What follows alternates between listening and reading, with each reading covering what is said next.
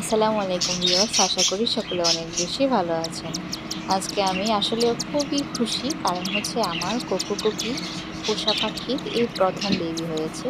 তারা কিন্তু বেশ কয়েকবার ডিম পেড়েছিল, কিন্তু ডিম ফার্টেল হতো না।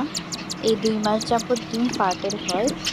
এর আগের বারের ডিমে বেবি ছিল, কিন্তু ডিমের ভিতরে মারা গিয়েছে। এইবারে ২টা ডিম ফার্টেল হয়েছে এবং একটা ডিমে বেবি মারা গিয়েছে, আরেকটা বেবি পরশুদিন হয়েছে। দোয়া করবেন আমার কোকো পাখির জন্য, তারা যেন সামনে আরও ডিম বাচ্চা করে।